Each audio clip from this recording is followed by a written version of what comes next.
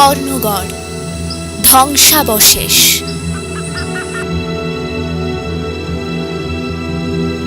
এখনো আগলে রেখেছে পারাং নদী, আর ইতিহাসের পাতায়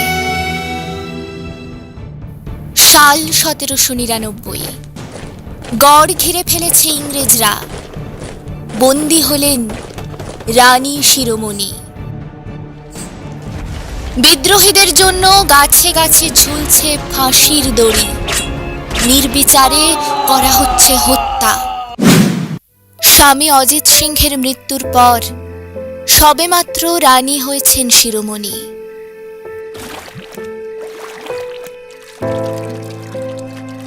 ভারাক্রান্ত মন আরো ভারাক্রান্ত, কারণ সন্তানহীনতা।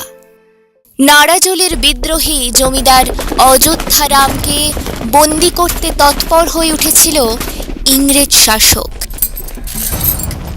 আশ্রয় দেন শিরোমণি। সেই থেকেই রানীও গোপনে বিদ্রোহী হয়ে উঠতে শুরু করেছিলেন। এই দীর্ঘ বিদ্রোহ শেষের পথে।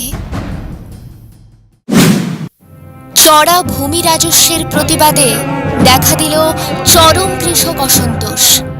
ইংরেজরা অবশ্য বিদ্রোহকে হেয় করতে নাম দেয় জুয়ার। কুলদেবী মহামায়ার রাজ্য রক্ষা করতে রানী গোপনে প্রচার করতে থাকলেন দেবীর আখ্যান। ছড়িয়ে দিলেন বিপ্লবের আগুন।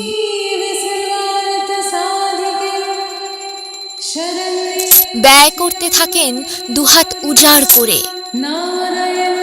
হয়ে উঠলেন নেত্রী।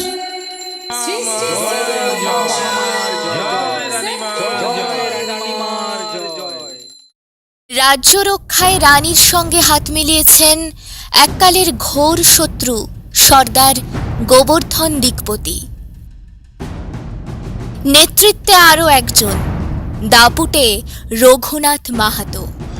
1798 সাল। দাউ দাউ করে জ্বলছে বিপ্লবের আগুন। প্রায় 400 বিদ্রোহী মশাল, তীর, ধনুক, বল্লম নিয়ে অতর্কিত আক্রমণ চালাচ্ছে সরকারি দপ্তর গুদাম ঘরে। বিদ্রোহ দমন করতে এসে বিনা খাদ্য জলে বন্দী ইংরেজ বাহিনী। হত্যা করা হচ্ছে গোঁড়া সেনাদের। গড় আক্রমণের খবর পেয়ে মন্দিরের গোপন সুড়ঙ্গ দিয়ে আত্মগোপন করতে যান রানী শিরোমণি। ধরা পড়লেন। বিশ্বাসঘাতকতা?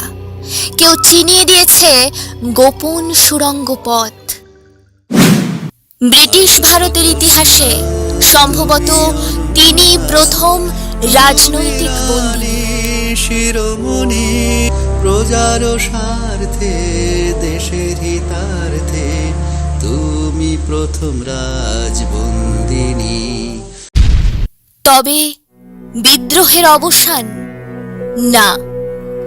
শিলদায় তখন বিদ্রোহে নেতৃত্ব দিচ্ছেন ধর্মপ্রাণা আরেক রানী, রানী কিশোরমণি।